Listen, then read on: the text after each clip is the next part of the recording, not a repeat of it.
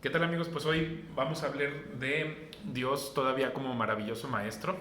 Hay un profeta cuyo nombre es Isaías, y entonces decía que había un nombre muy grandioso que se cumpliría en el Mesías, de un niño que nos había nacido, que nos había sido dado un nene, y que el principado iba a estar sobre sus hombros, y decía cuyo nombre sería admirable consejero, Dios fuerte, Padre eterno, príncipe de paz, ¿no? Entonces, este tema de admirable consejero, pues es maravilloso, maravilloso maestro, es una forma de llamarlo. Y bueno, habíamos hablado de algunos aspectos de Dios como maestro, de cómo usaba la lógica brillante, ¿no? Para iluminar nuestro corazón. Pero el problema que nos presenta una enseñanza es que nosotros pudiéramos convertirnos en personas desobedientes, ¿no? Que cuando alguien te diga esto es lo que debes hacer o esto es lo que no debes hacer, a lo mejor digas mejor no quiero saber, para que tengas una especie de libertad de conciencia cuando algo se te explica, ¿no?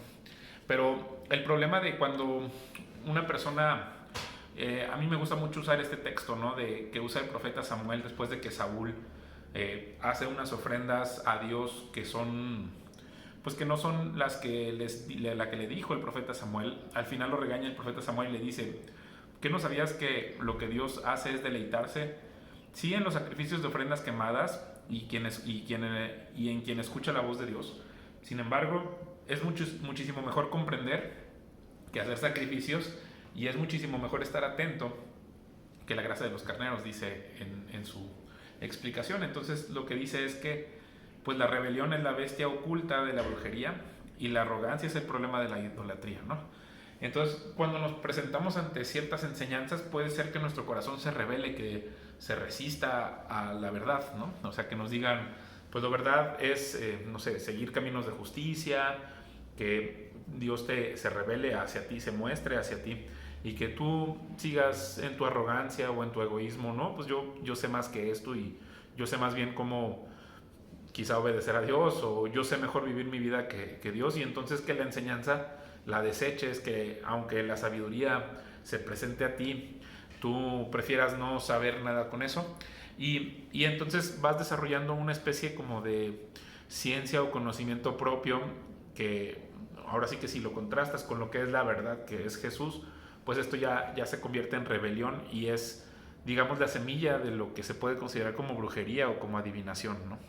Entonces, tristemente hay personas que piensan que estos supuestos conocimientos ocultos los van a llevar a alguna cosa verdadera o a vida más abundante, pero en todos los casos todas estas personas terminan en la muerte, ¿no? Entonces es muy importante este tema de que Dios es nuestra luz, Dios es nuestro maestro que nos puede llevar a toda verdad, a toda justicia, y no los conocimientos vanos de los seres humanos, que pues finalmente son, como le llaman, hechizos o engaños o necedad, ¿no? Finalmente, guiarte por conocimientos que no sean la verdad, pues no te puede llevar a ningún lado bueno, ¿no?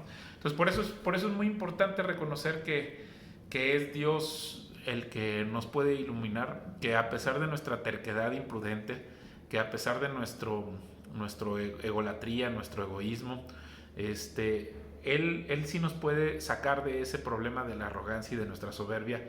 Y si nosotros nos dejamos dirigir con humildad por Dios, es como nos puede llevar Él a la verdad, ¿no? En lugar de ser personas desobedientes, insoportables, irritables, con las que no se puede tratar uno porque estamos todo el tiempo diciendo mentiras o tratando de engañar a otros, pues someternos, enderezar nuestro camino, ¿no? De una conducta desviada a la conducta de rectitud, que es el camino, pues, de Dios, ¿no? A aceptar su autoridad.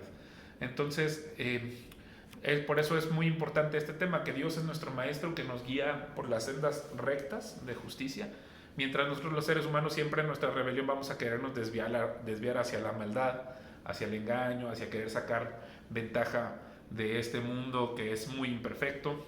Sin embargo, los caminos de justicia son los que nos van a llevar, y de rectitud nos van a llevar pues a la vida eterna, ¿no? O sea, aceptar que Dios es nuestro único Salvador y es nuestro único Maestro y nuestro único refugio es lo que nos puede garantizar que nosotros podamos encontrar pues la paz, la tranquilidad, riquezas abundantes, riquezas que no son nada más las materiales de aquí, sino eternas, ¿no?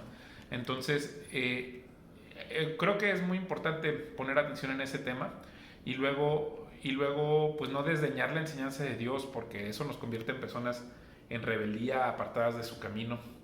Entonces, si tú, una cosa es equivocarte, como todas las personas nos equivocamos, pero otra cosa es muy distinta, es incidir en la maldad, en la equivocación, ¿no? Ahí ya es donde, pues, es difícil ayudarle a una persona que está convencida de que lo que tiene que hacer es la maldad, ¿no? Si eres una persona que se rehúsa a corregir tu rumbo y mantenerte en caminos malvados, pues lo lógico es que si tú rechazas a Dios, pues no tengas parte en su herencia, ¿no? Entonces, él como maestro siempre nos enseñó que no debía ser, él cuando fue niño no fue rebelde, siempre fue obediente a sus padres terrenales y crecía, y además era muy agradable conocerlo a él, es lo que nos enseñan las escrituras. Y como hay una anécdota, ¿no? Que él va y está en el templo haciéndoles preguntas a todos los expertos en la ley acerca de cómo debía relacionarse con Dios, siendo Jesús Dios. Pues es muy interesante cómo él más bien trata de razonar con todos y haciendo preguntas para atender los asuntos de su padre, como al final dice, cuando le dice a sus papás terrenales, ¿no? Y con su ejemplo pues nos enseña cómo debe ser apasionado en conocer la voluntad de Dios, a conocer las escrituras, a reflexionar acerca de qué es lo que Dios espera de nosotros. Desde muy pequeñito, fíjate, no solo es un maestro con sus enseñanzas, sino que con el ejemplo nos enseña a ser buenos alumnos.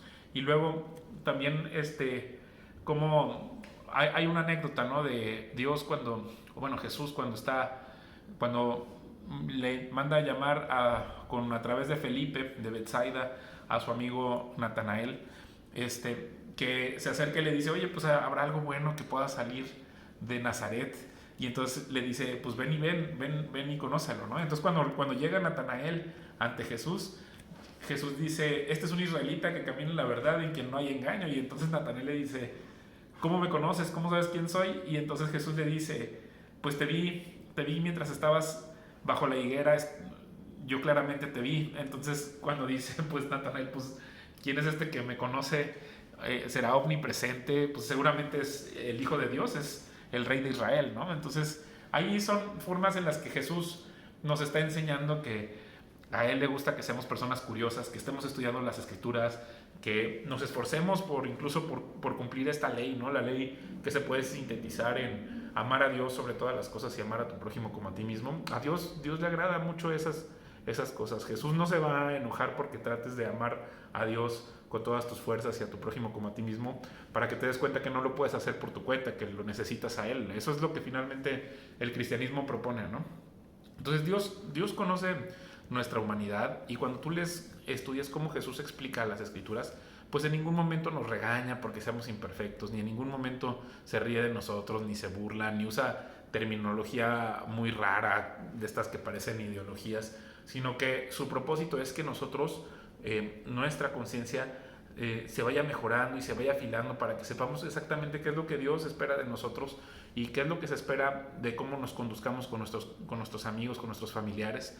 Y si tú estudias las formas en las que Jesús enseña, todas son precisas, son poderosas, son lógicas, son fáciles de interpretar, tienen evidencias, están bien ilustradas, son originales.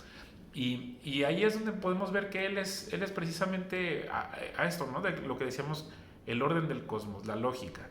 Entonces, lo importante de conocerlo a Él es que nos va a permitir a nosotros comprender cómo funciona este mundo, y no solamente en las cosas espirituales, sino también en la física, en los negocios, en temas de dinero, en temas de relaciones personales. Y cómo al final Él les dice, viajen por todo el cosmos y enseñan a todas las familias. Eso también es muy importante, que Él como maestro nos dice que su enseñanza, que nosotros nos disciplinemos a conocer cuáles fueron los hechos de su evangelio, de su buena noticia, y que se la enseñemos a las diferentes familias, ¿no? Entonces, a pesar de que tenemos misioneros que van por todo el mundo enseñando, también eso no significa que nosotros debamos renunciar a explicar el evangelio o explicar su buena noticia a todas las personas que nos rodean, a nuestros familiares, a nuestros amigos, incluso a nuestros enemigos. Y lo que es muy interesante es cómo esta explicación hasta Pablo la dice, ¿no? Dice, les voy a leer esta parte que me parece muy importante, porque Jesús decía, a ustedes les conviene que yo me vaya, que Jesús dejara de estar como hombre presente en la tierra, como así de carne y hueso, porque en cuanto Él se fuera, él iba a depositar su Espíritu Santo en nosotros, ¿no? Que es el que nos iba a abrir el entendimiento y nos iba a dar poder para que nuestro testimonio tuviera peso específico frente a las personas, ¿no? Entonces, ahí es donde también podemos decir que Jesús es este maravilloso consejero que nos lleva a la verdad, que nos abre el entendimiento, que nos hace comprender muchas cosas de los problemas que nos enfrentamos. Justo Pablo aquí es lo que les quería leer, dice: yo me convertí en su sirviente por la mayordomía que Dios me dio para llenarlos a ustedes del razonamiento de Dios, del secreto que estaba escondido desde la eternidad y las generaciones, pero que ha sido revelado a sus santificados, a quienes Dios ha deseado que sea dado a conocer de entre las familias de extranjeros. El glorioso valor de este secreto, el secreto es que Cristo, a través de su Espíritu Santo, es en ti, que es tu esperanza de que vas a heredar la gloria, ¿no? Entonces, es este Espíritu de Jesucristo mezclado con tu espíritu de ser humano, es el regalo que tú puedes recibir para si lo pides al Padre con fe. Entonces el mundo no lo puede recibir porque pues no lo entiende. Estas palabras a lo mejor suenan como locura para alguien que no le interesa este tema, pero si a ti te interesa y tú le pides al Padre Celestial, Él te puede llenar de su Espíritu Santo. Justo en este momento que ves este video, puedes hacer una oración y decirle: Padre, lléname de tu Espíritu Santo, quiero recibir este regalo. Si lo haces con fe, el Padre te lo va a entregar. Eso es algo que Él prometió. Y ya Él viviendo con nosotros, pues ahora sí que ya no hay un tema de miedo a la muerte, ya no hay un tema de que después de esta muerte tú desaparezcas o seas aniquilado, sino es una promesa que el Espíritu Santo que vive en nosotros nos va a permitir heredar los cielos, ¿no? Entonces, ya el Espíritu dentro de nosotros es el que suplica por nosotros, nos da consuelo, nos exhorta, nos anima, incluso nos dice qué pedir, ¿no? A veces a lo mejor tú dices: no sé cómo orar, no sé cómo acercarme al Padre. Pues si tú le pides de su Espíritu Santo, el Espíritu Santo dentro de ti es el que te va a ayudar a que, pensando en cómo Jesús era, el Espíritu Santo dentro de ti te puede ayudar a guiarte en la oración y saber qué pedir, ¿no? Y cómo acercarte a Dios.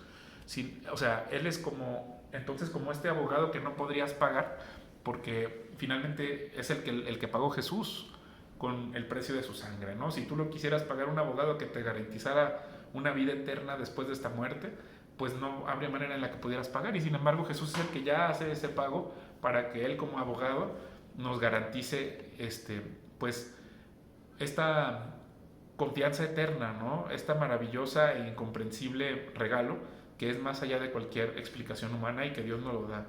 Porque aunque tengamos el corazón roto, a través de su Espíritu Santo nos convierte en reyes y sacerdotes para heredar la vida eterna, ¿no? Entonces, aquí me gusta esta frase que puse en este libro. Dice: cuando se hizo hombre, nos cautivó con lo brillante y práctico de su genialidad como maestro y como hacedor de milagros, porque sanaba las enfermedades del cuerpo y del alma y levantaba personas de entre los muertos. Pero ahora, con su Espíritu Santo dentro de nosotros, pues nos asombra a todos, ¿no? Porque ¿cómo es posible que el creador del universo haya preparado este regalo de vivir dentro de nosotros para que podamos estar cerca de Él? Un maravilloso consejero que nos llena de valor, coraje y excelencia para acercarnos a nuestro Padre Celestial.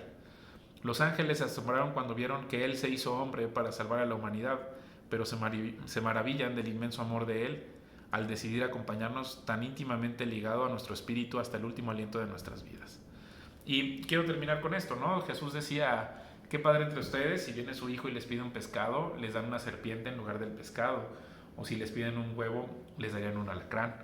Así que ustedes, siendo maliciosos, saben dar buenos regalos a sus hijos, cuanto más su Padre Celestial le dará su Espíritu Santo a quienes se lo piden.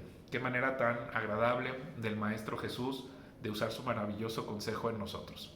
Entonces, muchas gracias por escucharme y espero que te haya gustado este video y nos vemos en el siguiente mensaje. Gracias.